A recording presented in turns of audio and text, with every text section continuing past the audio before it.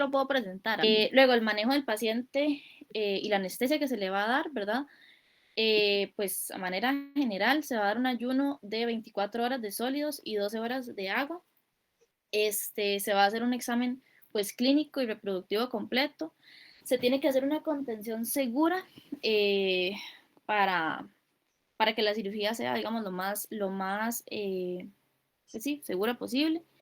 La anestesia, se va a dar una sedación, por lo general se usa una silacina, bueno, se usa silacina, ¿verdad? A baja dosis, intravenoso o intramuscular, pero en general es intravenoso.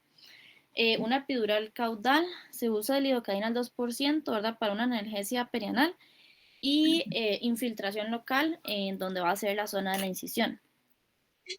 El protocolo medicamentoso y postoperatorio, ¿verdad? A nivel, bueno, perioperatorio, se va a administrar antibióticos sistémicos. Esto varía mucho de cómo se va a hacer el manejo, pero puede ser penicilina, ¿verdad? Con streptomicina o también se puede combinar con oxitetraciclina. Se van a utilizar AINES, ¿verdad? Flunixin, meloxicam, y también se va a complementar con sueroterapia para, bueno, según el estado, digamos, que presente el animal. Y después de la cirugía, lo que, bueno, se tiene que hacer es una limpieza diaria, ¿verdad? Para asegurar la asepsia, ¿verdad? De la zona.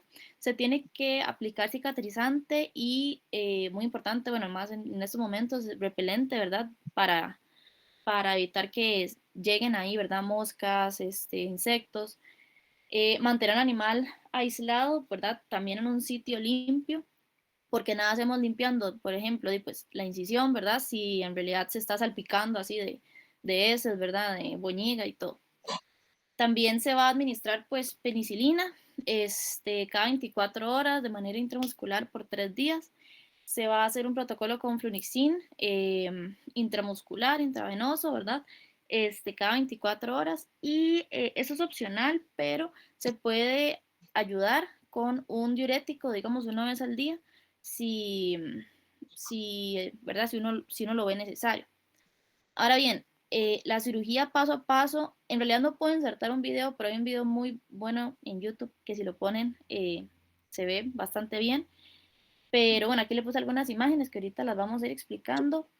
Pero bueno, básicamente lo primero es que se da la asepsia, o sea, la desinfección y todo, digamos, la asepsia de toda la zona, se, se hace la tricotomía, ¿verdad?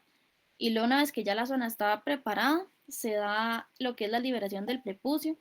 Se va a disecar, digamos, el prepucio desde las incisiones hasta separarlo, ¿verdad? De la pared abdominal. Se va a tener que cuidar los vasos para evitar hemorragias. Aquí ellos hablan que es esta de acá una clamp guía, que es la que se mete en la cavidad prepucial, que básicamente se introduce el clamp, digamos, recto para proteger el saco prepucial, digamos, al cortar. Se hace una incisión longitudinal de piel, se hace desde los 5 centímetros del meato para unirla a la primera e ir al tejido subcutáneo.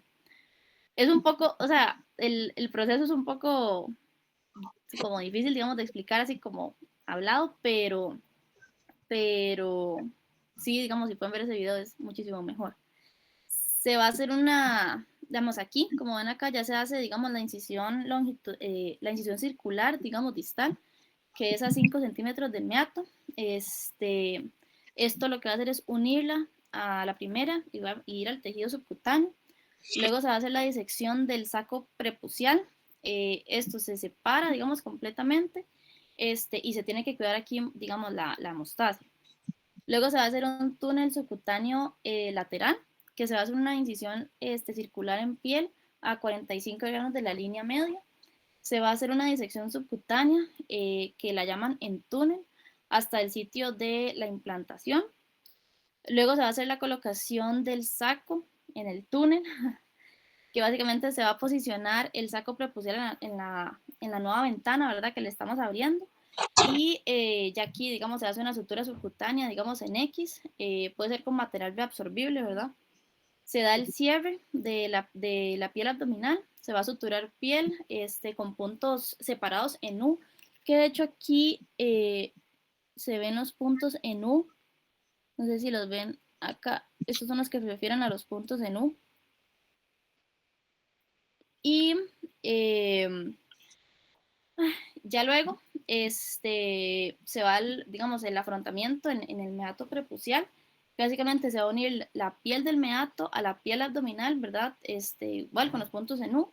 Y se va a dejar un orificio de aproximadamente 2 centímetros para el drenaje. Entonces, básicamente así es como debería quedar, digamos, al final, ¿verdad?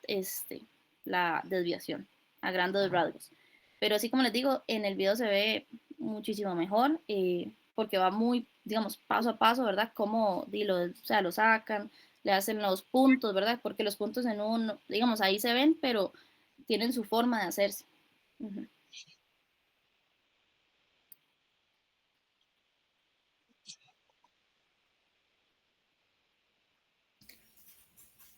En cuanto a la obliteración de la membrana prepucial, básicamente en cuanto a las causas por las cuales, ¿verdad?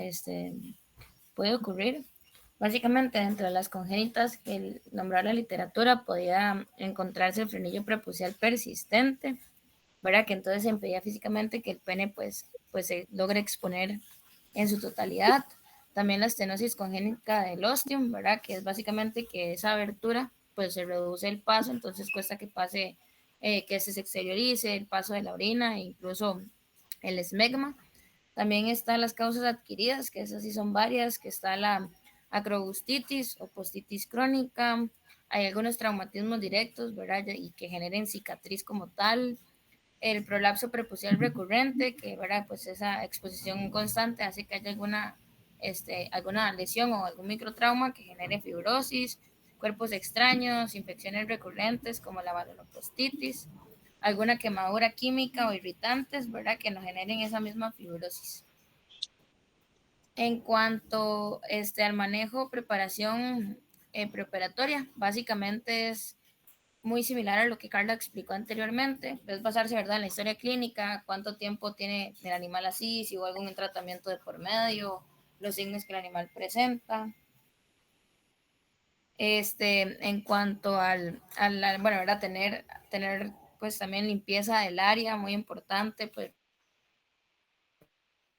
rasurar y recortar y limpiar bien.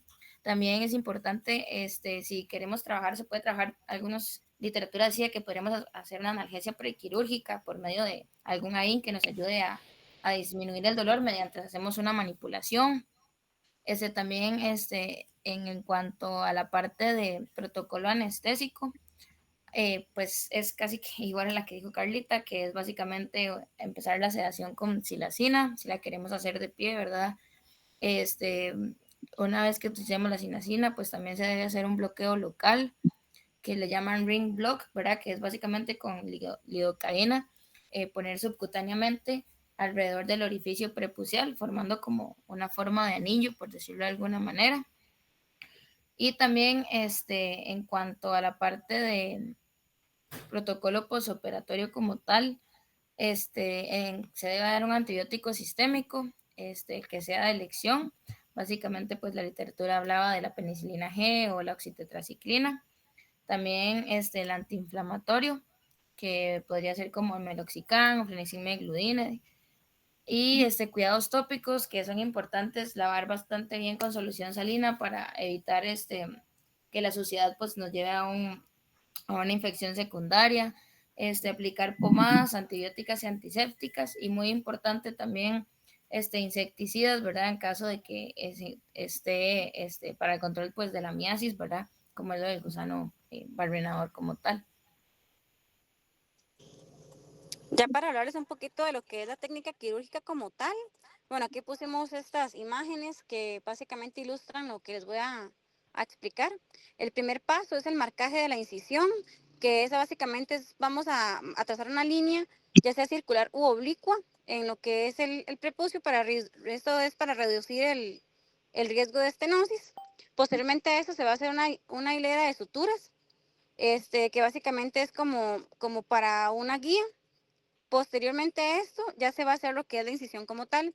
Esta, como lo dije anteriormente, tiene que ser oblicuo o circunferencial alrededor del prepucio. Para la parte de lo que es la hemostasia y el manejo del pene, los que son los vasos individuales que pueden tener un sangrado activo se tienen que ligar y también se tiene que retraer el pene, esto para el cuidado de que no vayamos a causar alguna lesión en el mismo cuando se estén haciendo lo que son las suturas con la aguja como tal del hilo. Para la parte de lo que es la anastomosis de la piel mucosa, se tienen que unir lo que es el borde de lo que es la mucosa interna junto con la piel y se deben de hacer con puntos siempre separados, con hilo no absorbible y que sea cero. Alternativamente a esto, se puede hacer una sutura absorbible que va de 0 a 2 con un simple continuo. Y posteriormente a esto, el resultado como tal de la cirugía, se tiene que observar lo que es un borde limpio, regular, que no presente pliegues y que, bueno, esto nos permita también la extrusión del pene, es decir, que se exponga y que no vaya a causar una fricción en él.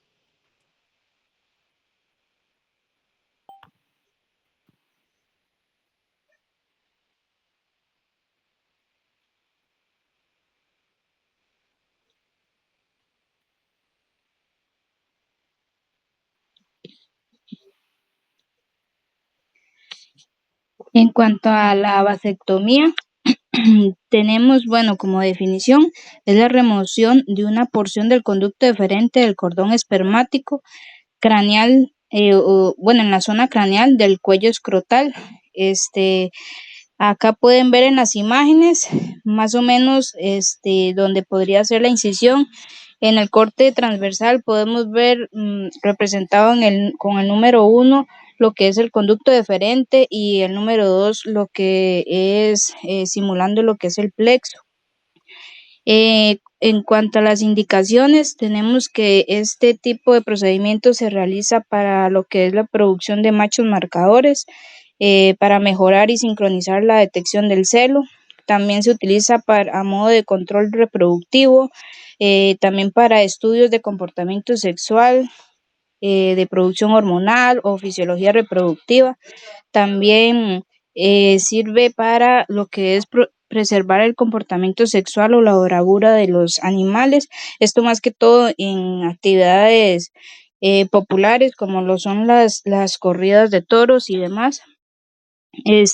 Para esto es importante lo que es la selección del macho. Hay que procurar que este procedimiento se haga antes de la época reproductiva para que esté totalmente recuperado. También tenemos que prever animales con temperamento apacible para que sea fácil su manejo y ojalá que sean animales de tamaño moderado, de menos de 270 kilogramos, para que sea fácil su manejo y no hayan complicaciones como hemorragias y demás. Y muy importante también considerar que sean animales de líbido fuerte.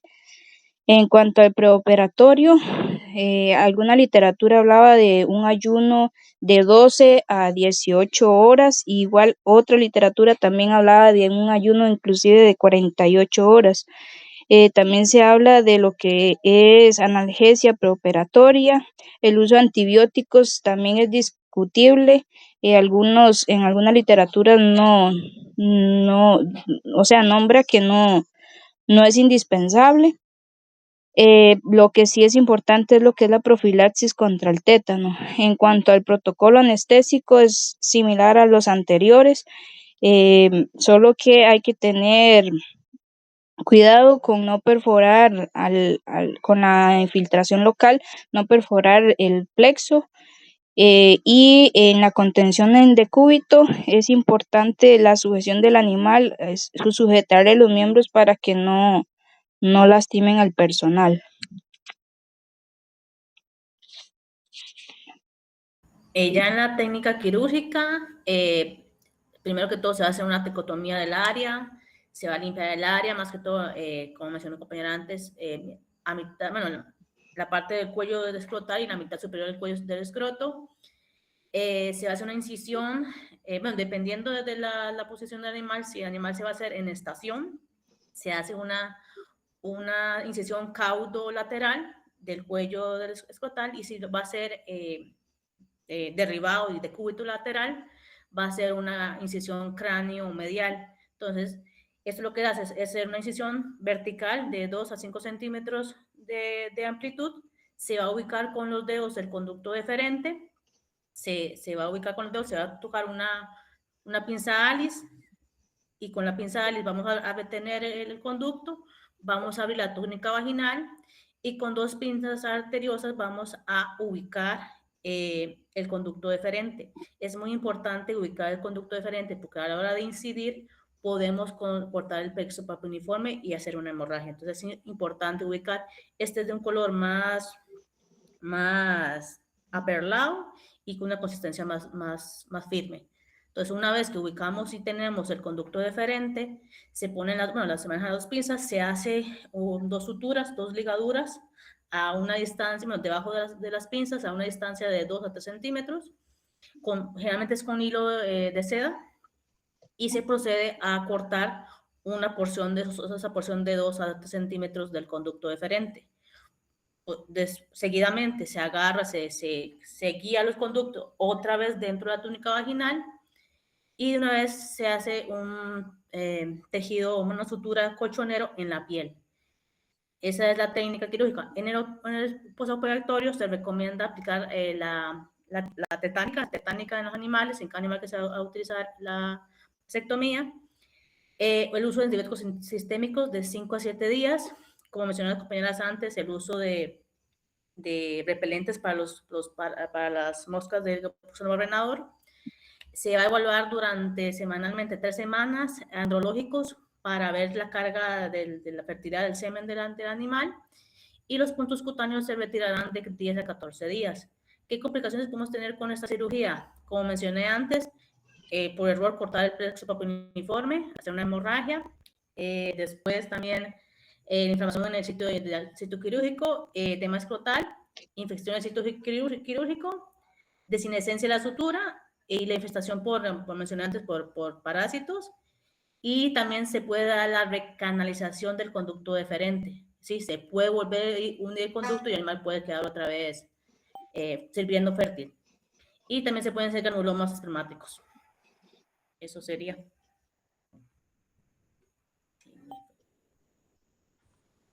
Muchas gracias. ¿Alguna pregunta de los compañeros o duda o comentario?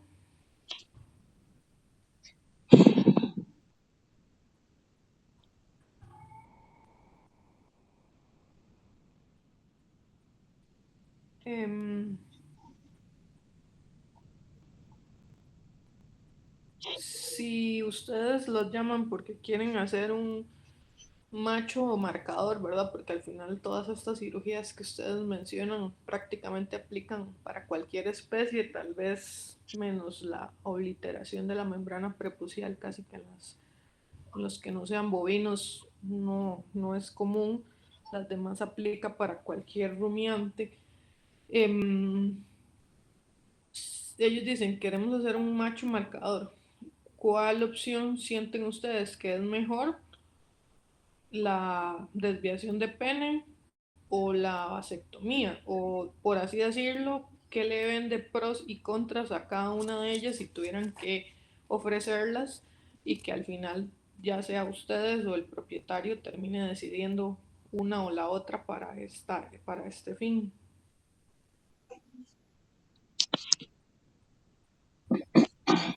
Personalmente, profe, para mí es menos riesgosa o menos complicada la vasectomía, menos repercusiones de la vasectomía, nada más que cabe la posibilidad de que se vuelvan a unir los conductos. El problema con la desviación es que hay algunos reproductores que aprenden a montar de lado, sí, ellos aprenden a cómo montar ya con la desviación. Y otro punto es que con la vasectomía, igual puede haber transferencia de enfermedades venéreas.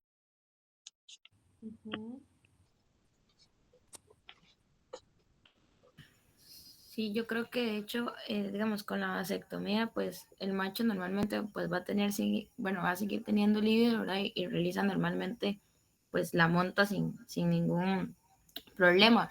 Y tiene un pro que, digamos, puede ser reversible, ¿verdad? que es algo que habría que tener en cuenta. En cambio, la desviación del pene, pues yo, o lo que leí más o menos, decía que muchos machos se sentían diferentes o afectaba la capacidad de la monta del macho como tal.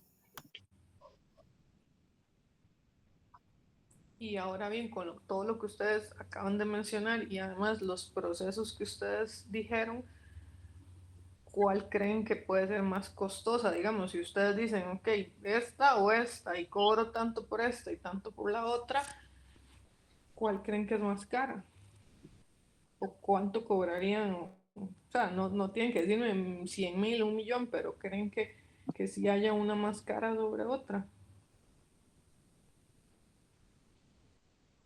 Si ponemos por la parte de trabajo de la cirugía, diría que es más cara la desviación, se tiene que hacer más trabajo, más sutura, hay que gastar más en antibióticos, en medicamentos, y la vasectomía, como es tan pequeña, diría que se gasta menos.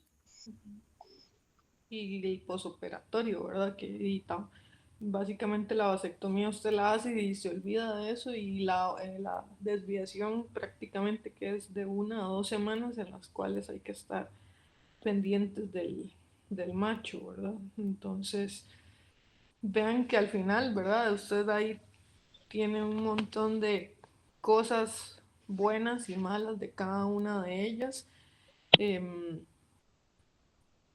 Tal vez uno en la U haga una y siento que con hacer una vasectomía ya usted siente la capacidad de que la puede seguir haciendo porque también es mucho más sencilla, pero si hace una desviación de pene, al llevar tantos pasos, tal vez también no se sienta tan seguro de irse de una vez a hacerla o vender ese servicio, ¿verdad? Entonces hay que tomar muchas cosas en cuenta.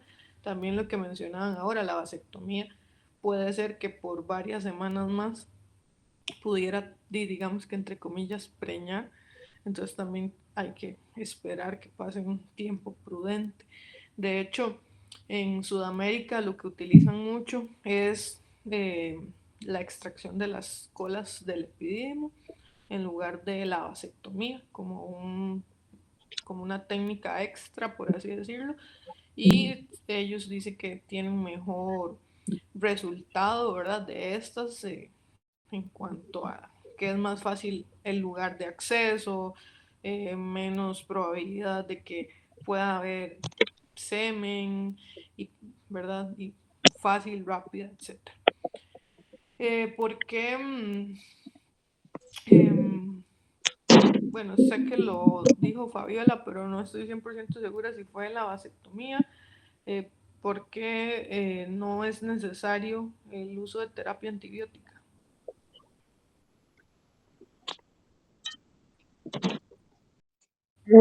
Bueno, alguna literatura decía que si se utiliza buena asepsia y al ser un procedimiento tan corto, podría uno jugársela, por decirlo así, con la, con la limpieza y demás, y así evitar lo que es la resistencia.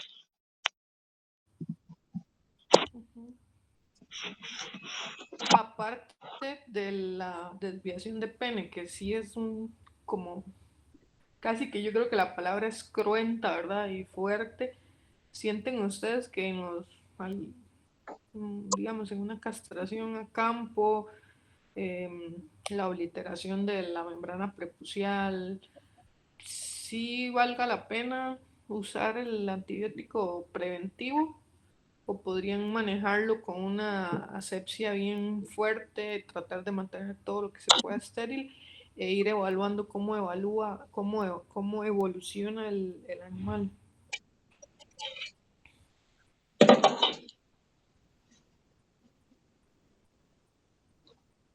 Yo pensaría, profe, que tal vez con una, digamos, con la asepsia, pues al 100%, ¿verdad? Y que usted pueda vigilar al animal y tratar de mantener el área limpia, no es tan necesario, pero también puede generar, ¿verdad? Que el hecho del animal ser un área en la que tiene mucho contacto y que el animal puede golpearse o lo que sea, pues puede predisponer un poco más.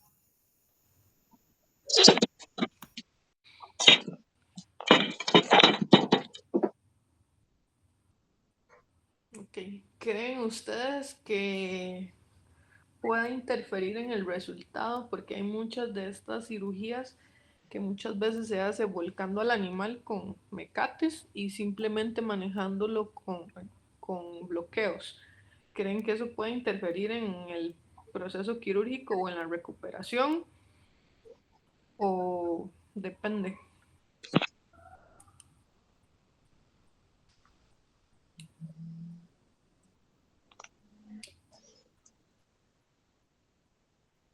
O sea, en lugar de usar una anestesia general, solo usar, digamos, bloqueos locales y volcarlo, o sea, sin la anestesia general. Correcto. Es que yo creo que tal vez se podría evaluar las diferentes técnicas. Yo creo que para una desviación de pene, a mi criterio, digamos, creo que sí sería lo ideal, ¿verdad? Hacer una anestesia general. Tal vez en una vasectomía, como mencionamos, ¿verdad? Que es de un procedimiento rápido, por decirlo así, uno se la podría jugar, pero creo que en todos los procedimientos lo mejor sería hacer una anestesia general, pienso yo. Sí, dependería tal vez del tamaño del animal y lo diestro que uno sea, lo dócil que sea él, ¿verdad? Pero sí, básicamente podría ser nada más para vasectomía y los otros procedimientos sí para tener uno más paz, sí, al menos una sedación, ¿verdad? Para tomar en cuenta que por lo general en rumiantes solo se usan silacina, ¿verdad? Y con eso por lo general se vuelcan y ya se continúa con los bloqueos y de ser necesario pues se puede manejar con bolos de sila, ya tener cuidado si se mezcla con queta y si se piensa en algún otro medicamento, tener en cuenta el costo, ¿verdad? Que de ese anestésico, de cómo podría aumentar los costos de la cirugía. ¿Cuál sería la decisión, por ejemplo, porque ustedes mencionaron que pueden usar AINES, decían que Flunexin, o que por ejemplo podrían usar Meloxicam? ¿Cuál sería el criterio para usar uno o el otro? ¿O les parece correcto recomendar que se pueda usar cualquiera de los dos?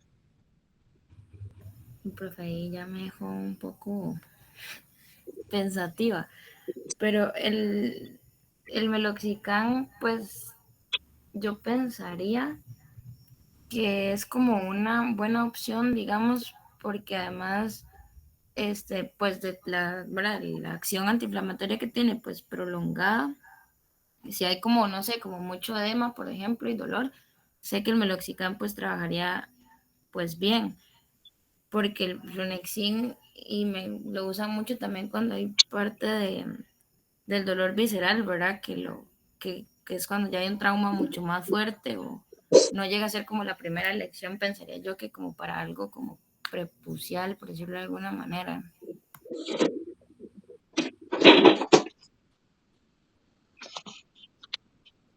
¿Alguna otra opinión? Aparte de la de Ale.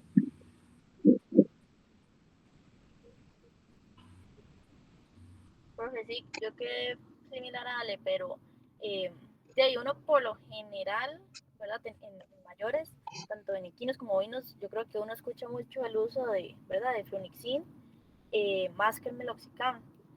Ya así como criterios, ¿verdad? De uso, sí me quedo un poquillo difícil pensando. No Sí. creo que, digamos, tal vez posiblemente sí se pueda, pero no sé si tal vez por la facilidad o si tiene que ver algo como por ahí, ¿verdad? O la respuesta, digamos, del animal, se prefiere, digamos, más el Flunixin. Ahí, digamos, por lo general va a ir Flunexin, Ancofen o Analvet y luego Meloxic probablemente, ¿verdad? El Meloxicam en mayores, en bovinos y cerdos, es una del, digamos, a nivel mundial como una de las primeras opciones, pero es muy costoso. Entonces también eso es algo que hay que tomar en cuenta. Como hablaba ahora digamos, en la pregunta que hice antes, ¿verdad? Puede ser que no sea lo mismo la cantidad de días que necesite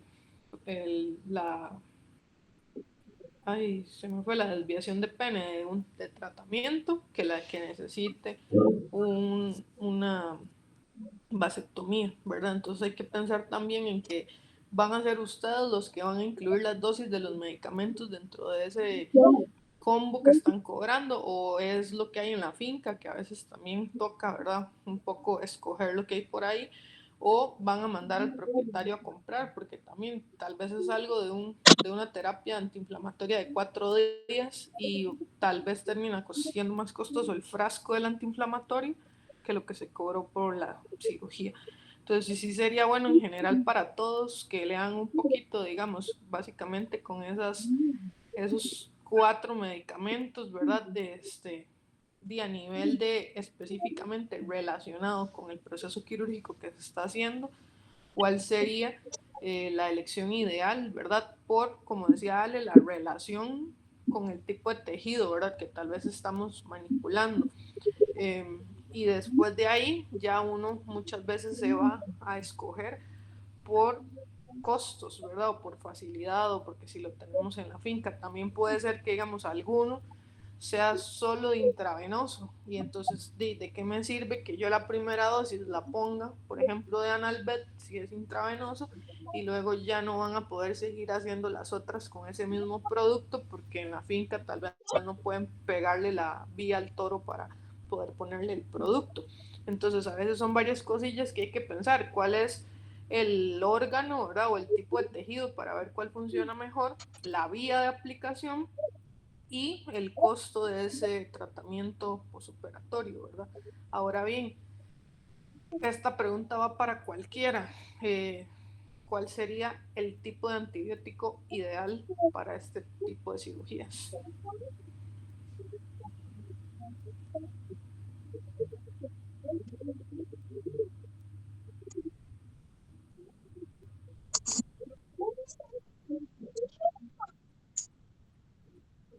Profe, ¿usted me puede repetir la pregunta, por favor? Para este tipo de cirugías que las chiquillas acaban de exponer, tomando en cuenta que son rumiantes y los tejidos que se están manipulando, ¿cuál sería el antibiótico de elección?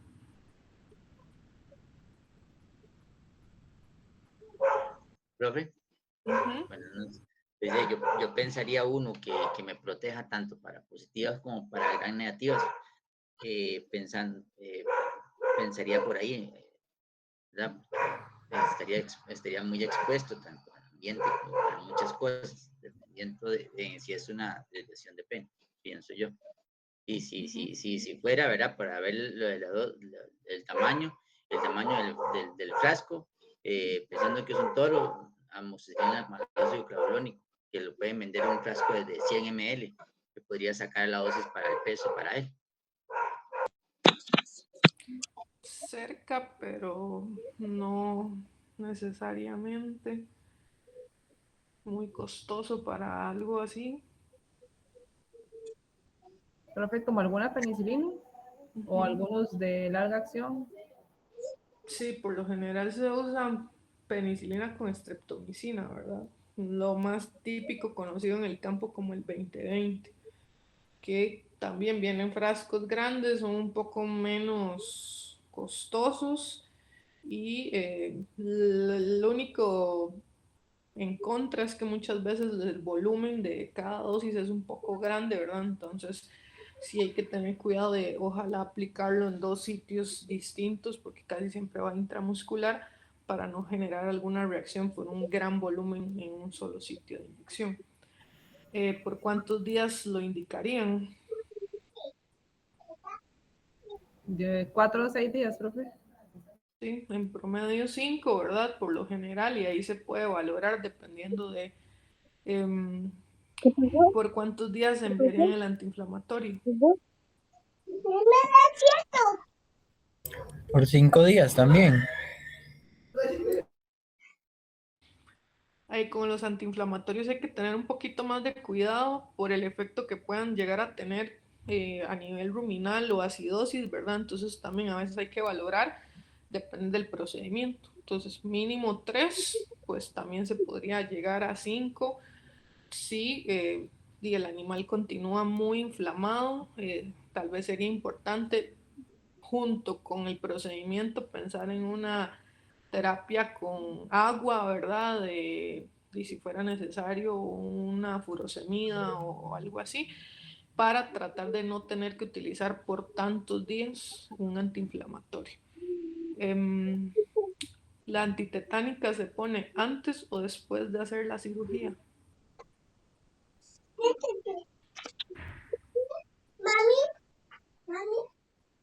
Profe, pero ahí hay digamos, uno podría trabajar, ¿verdad? En poner con anterioridad, haber puesto el toxoide y después de la cirugía poner la antitetánica. Hay algunos que dicen que al ponerla a los 3 días posterior de la cirugía para que tenga un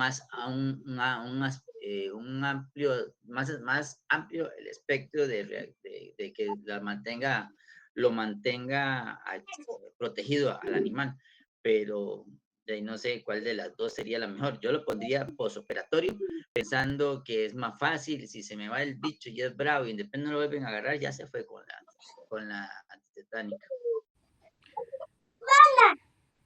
La recomendación ideal siempre sería que ojalá uno ponga antibiótico, antiinflamatorio y antitetánica, aunque sea el mismo día, pero antes, digamos, de que uno llegue a hacer el procedimiento, ojalá que sea en la finca, no sé, si uno va a ir a hacer la cirugía a las 9, 10 de la mañana, que en la mañanita le hayan puesto todo, ¿verdad? Para que, si lo estamos usando de manera preventiva, lo ponemos, no sé, una hora ahí, media hora después de que terminamos el procedimiento, pues realmente mejor, ¿verdad? Era haber aprovechado que se pusiera un poco antes. ¿Tienen idea cuál es la dosis de la, bueno, uno le dice la antitoxina tetánica, ¿verdad? O sea, lo que hablamos es toxoide, no vacuna, que la vacuna es una dosis única. Pero las antitoxinas vienen en unidades internacionales. ¿Tienen idea o han escuchado cuál es la dosis recomendada? Yo la verdad no. Yo tampoco.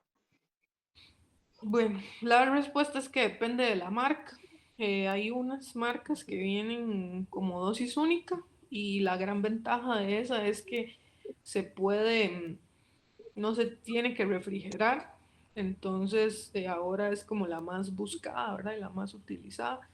Y las otras que sí hay que refrigerar, ¿verdad? Muchas veces depende del tamaño del animal. Normalmente vienen en frascos de 1500 o 3000 unidades.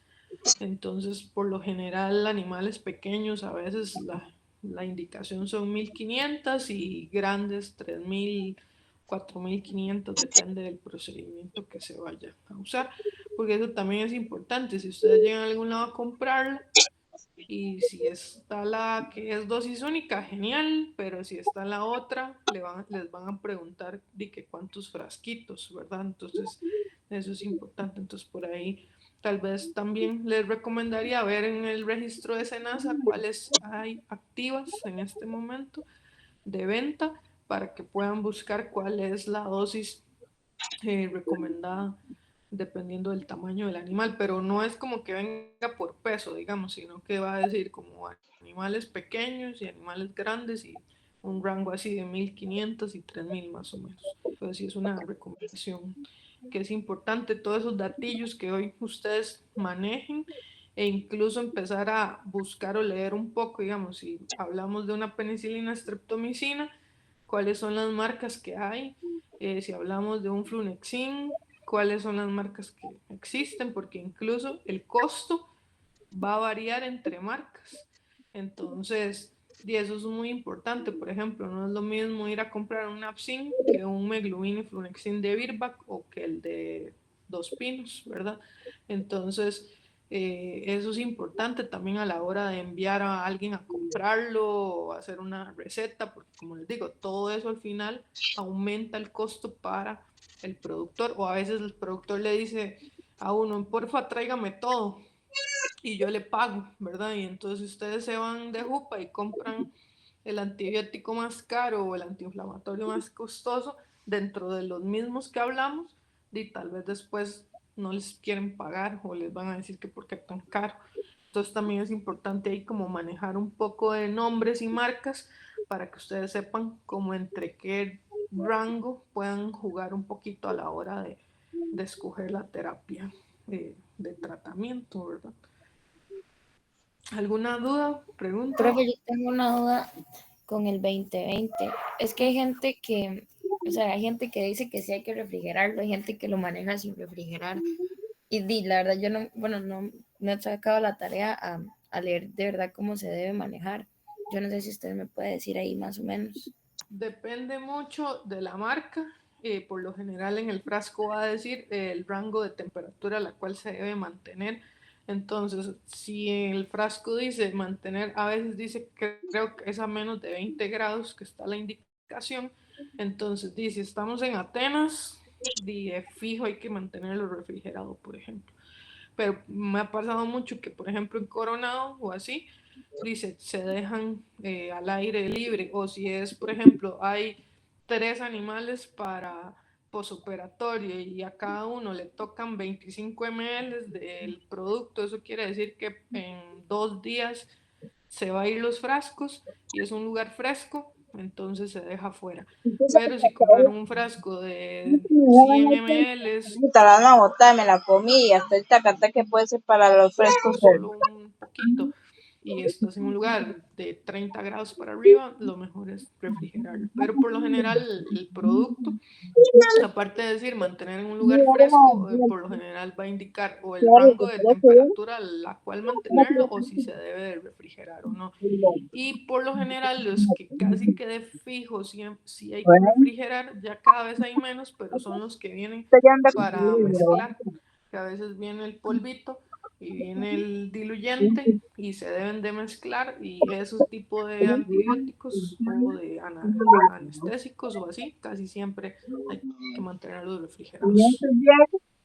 Muchas gracias. Con mucho gusto. Estoy comiendo. Lo que sigue con la 2020, con la ampicilina, estreptomicina, lo que sí es que no se puede manejar, meter una aguja sucia, se jodió el frasco. Es delicadísimo el hijuepuñica. Cuando ya usted lo ve ya amarillo, brumoso, pero es porque le meten agujas sucias. No, ya veo por dónde empezar. Ahora la revisa ahí. Buen dato, pero básicamente eso aplica para cualquier cosa, ¿verdad? Porque en el resto, aunque no lo estemos viendo, no quiere decir que no esté sucediendo.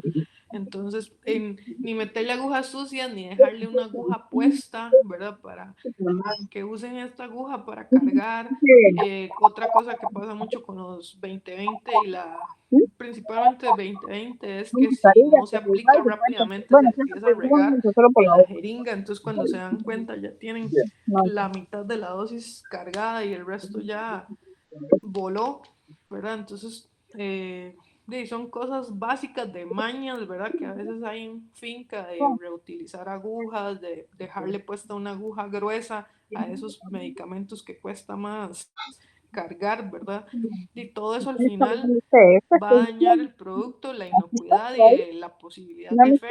Y bueno, ahí podríamos discutir de qué pasa si está vencido, como decía Alex, si no se cumple con la temperatura, con el lugar, si es un tarro ámbar y está expuesto a la luz, y etcétera, etcétera, En ¿verdad? primero bien, en el segundo Después tal mal. vez esa discusión o discusiones En el las podemos tercero no retomar un hicimos, las poquito hicimos se fue en en el la madrugada. próximo módulo, pero eso es No, importante. Y bueno, otra cosa con el 2020 es que siempre hay que mezclarlo bastante bien antes de cargar la jeringa, ¿verdad? Porque también suele como sedimentarse un poco, y asegurarse que en la mezcla realmente se mezcló bien, porque eso es parte de evaluar que no se haya ya dañado, porque a veces ustedes lo mueven y les parece que sí se mezcló, pero realmente está ahí todo sedimentado.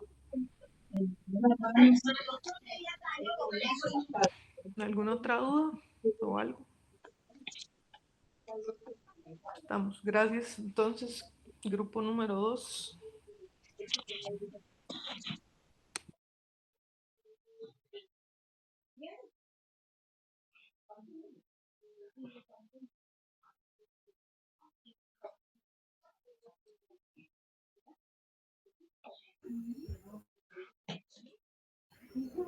Bueno, buenas noches, profesora y compañeros.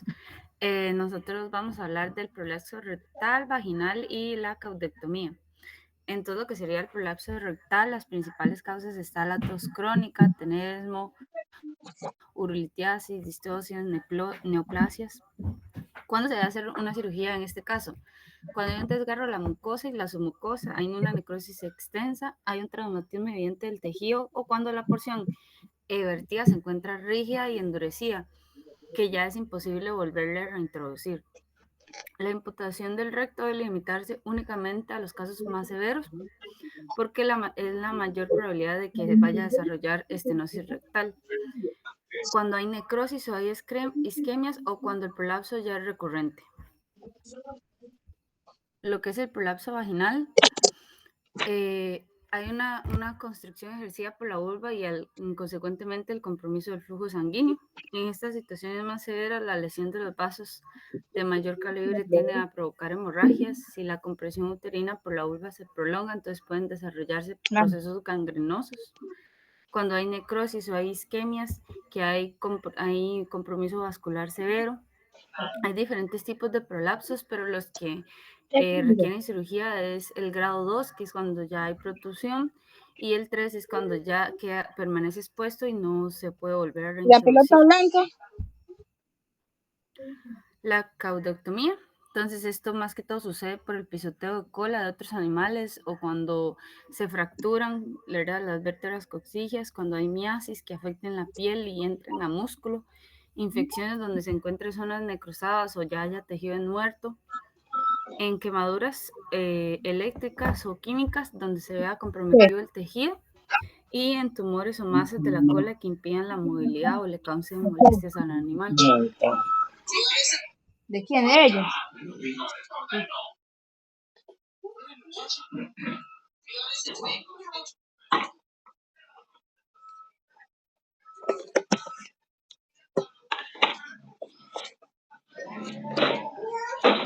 Perdón, es que estaba hablando sin el micrófono encendido. A nivel de protocolo anestésico y manejo del paciente, como ustedes lo pueden ver, la anestesia que más se utiliza es la epidural. En este caso se puede hacer también el uso de tranquilizantes antes de poner la epidural, porque estos actúan en el sistema nervioso central, especialmente en el sistema límbico, que genera que los bovinos tengan una respuesta tardía o que reduzcan estas respuestas, entonces el animal está tranquilo cuando ya vamos a manejarlo. Luego, voy a bajar un toque.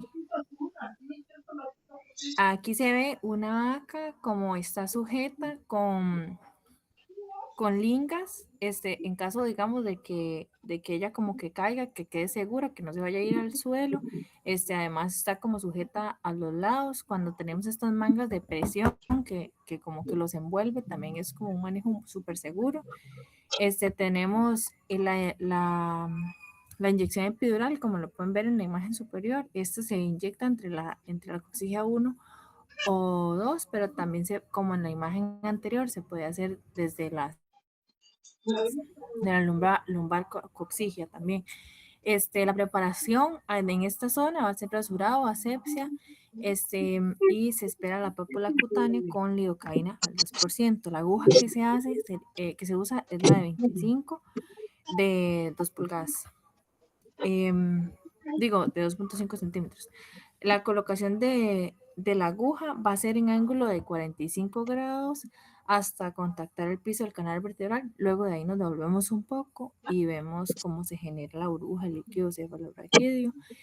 Se puede también utilizar cuando el manejo de epidurales es muy continuo, los catéteres epidurales, que son agujas mucho más largas, también como la imagen de arriba. Y hay que evitar superar los 10 ml porque eso puede generar incoordinación o que el animal se quiera echar.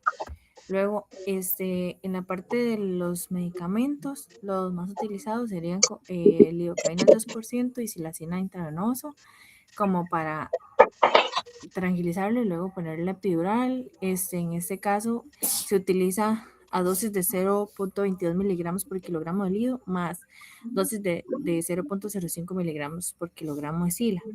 El volumen total que se recomienda aplicar de Ralido son de 5 a 7 ml. Hay que evitarlo en vacas preñadas, más que todo esto lo dicen por la silacina. Y la combinación con la sila alarga 303 minutos más el efecto de la epidural como tal. Luego tenemos la de medetomidina. Se recomienda colocar 15 microgramos por kilogramo diluidos en solución salina al 9%. Eso sí, que tenemos que considerar que como es medetomidina puede causar efectos sistémicos, entonces pues obviamente tenemos el animal en pie, pero tener presente que existe un riesgo superior a que el animal pueda intentar caerse, entonces la sujetación, el manejo del paciente, tenerlo tranquilo, no asustarlo en el proceso, es importantísimo para evitar accidentes, y alarga 412 minutos más el efecto de la anestesia. Entonces también es cuando ocupamos tal vez alargar un poco más la cirugía. No es que muy grande. Bueno, para la parte de medicamentos y manejo post cirugía, en la parte de prolapso rectal, primeramente se debe identificar la causa y aliviarla y tratarla, ¿verdad? Hay opciones conservadoras o quirúrgicas, ¿verdad? Que ahorita las vamos a hablar. Se menciona lo que ya como tratamientos, lo que es la epidural, caudal, lo que mencionó Monse, el oscila, más que todo lo que se usa. Para reducir ese edema del prolapso rectal se utiliza glicerina o azúcar. Se hace una sutura que se llama bolsa de tabaco o purse strip, y se procede a antimicrobianos de amplio espectro como las penicilinas, y también recomendaban las oxitetraciclinas. De ahí igual similar al otro grupo, recomendaban el flunixin, ketoprofeno, meloxicam. Eso era lo que decía la literatura. Terapia de soporte, si el animal ocupa fluidos o algo más, se le da una terapia de soporte. Estos son los tipos de prolapso rectal que hay: 1, 2, 3 y 4. Para el seguimiento se le da monitoreo del dolor y algunas complicaciones que podemos tener: recurrencia, estenosis, abscesos. Hay que tener un buen higiene rectal, ¿verdad? Aunque es una área muy contaminada, pero hay que procurar de que siempre esté lo más higiénica posible, ¿verdad? En algunos casos hay que ajustar la alimentación, no en todos, y es un procedimiento, por decirlo así, ambulatorio, que el animal sale al pastoreo de una vez. Para el prolapso vaginal, también menciona lo que es la anestesia epidural, ¿verdad? Para controlar el dolor, se utiliza la epidural y ayuda como a la parte de analgesia, ¿verdad? De la zona. Primeramente el órgano se va a lavar, se enjuaga y si es necesario vaciar la vejiga, se vacía. Igual con el caso anterior del prolapso rectal, se usa glicerina o azúcar para reducir esa inflamación que hay. Se procede a realizar la sutura de Bunner, no sé cómo se dice, pero Bunner, que la vimos en práctica, si no me equivoco. Se controla la inflamación y el dolor con AINES, principalmente los que mencioné: flunixin, ketoprofeno, meloxicam. Antibióticos solamente si hay una lesión o riesgo de infección, ¿verdad? Y se toman en cuenta los mismos que mencioné. Terapia de soporte si el animal lo ocupara. Se le da también el seguimiento del dolor. La parte de recurrencia es muy importante, ya que suelen a reincidir, por así decirlo. La dieta se tiene que controlar, ya que puede aumentar lo que es la presión abdominal y de nuevo prolapsar la vagina, ¿verdad? Acá tenemos una imagen sobre la sutura de Bunner. Y para la parte de caudectomía, igual la misma anestesia epidural y en esa sí es un poquito más dolorosa y se recomienda anestésicos locales. Antibioterapia, penicilinas y oxitetraciclina fue lo que más pude leer. Terapia para el dolor, antiinflamatorio, analgesias, flunixin y ketoprofeno, meloxicam, era lo que más se mencionaba. Hay manejos posoperatorios inmediatos, casi que durante la cirugía ya se empieza a hacer como manejos, como son lavados de solución de lactato de Ringer. Este tipo de procedimientos sí necesita hospitalización, rehabilitación, terapia de soporte si lo necesitara.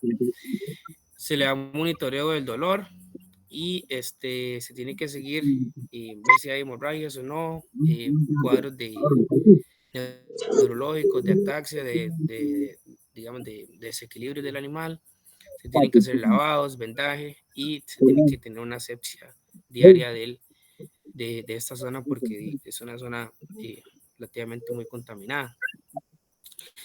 Se debe mantener en un lugar limpio, seco y con buena ventilación. Se tiene que evaluar la marcha, ver si hay un problema de marcha después de que se hace el procedimiento. Y como le digo, sí es un proceso como más de hospitalización y más seguimiento, aparte de los otros dos. La dieta, no hay cambios en la dieta, se evita el estrés y manipulación innecesaria.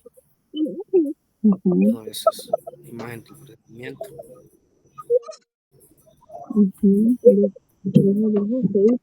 Ahora, en cuanto a los procedimientos quirúrgicos, como lo mencionó mi compañera, hay diferentes tipos de prolapso rectal. En los tipos de prolapso 1, normalmente no hay estructuras necrosadas, entonces puede dar como esa limpieza de la zona perianal, se puede limpiar con clorexidina, pero muy diluida. El lavado propiamente del prolapso se puede hacer con una solución salina templada. Si hay mucho edema, inclusive, se puede aplicar solución hipertónica. Esto pueden ser gasas humedecidas con agua y azúcar. Lo que hace es favorecer como la reducción de ese prolapso y así se puede introducir de una manera más fácil. Posterior a esto se debe lubricar bien ese tejido, ¿verdad? Para que no haya fricción, tanta fricción como a la hora de reintroducirlo. Entonces, con la mano, ¿verdad? Previamente enguantada, se inicia esta reintroducción con mucho cuidado, haciendo presión suave pero firme hacia craneal, hasta que toda esa mucosa que está prolaxada quede totalmente reintroducida. Ahora, para hacer la sutura, que también lo mencionó mi compañero, que se llama sutura en bolsa de tabaco. Para esta sutura se utiliza una aguja curva e hilo no absorbible y que sea resistente. Entonces, la sutura se coloca en la piel perianal a pocos milímetros del borde del ano, tomando pequeños segmentos de piel en forma circular alrededor del orificio anal sin perforar la mucosa rectal. Si quiere baja un toquecito para que se vea como la imagen. Entonces, al complementar el círculo, ambos extremos de los hilos quedan en un mismo punto. Entonces, estos se tensan hasta formar la bolsa de tabaco, así como se observa en la imagen A y B. La sutura se ajusta lo suficientemente para impedir que ese recto se vuelva a prolapsar, pero muy importante siempre dejar la abertura central para que permita, ¿verdad?, el paso de las heces.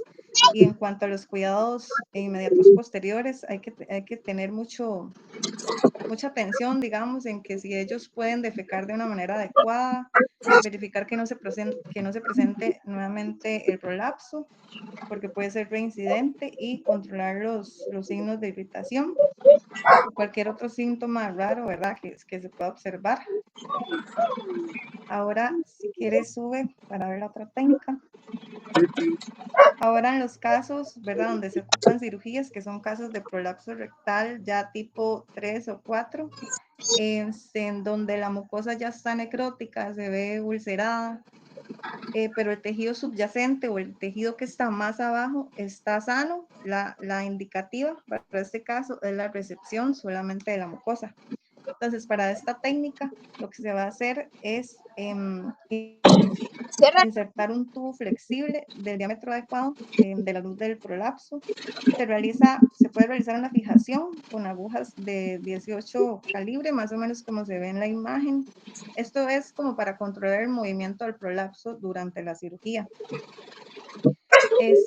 Seguidamente se realizan 2 incisiones a nivel circunferencial, ¿verdad? A través de esta mucosa, a cada lado del tejido que se va a extirpar. Posteriormente se realiza una incisión longitudinal de la misma profundidad, esto como para conectar las incisiones que hicimos inicialmente circunferenciales. Entonces queda, como por decirlo así, un collarín. Entonces eso es lo que se va a extirpar y siempre dejando la mucosa o el tejido sano. Luego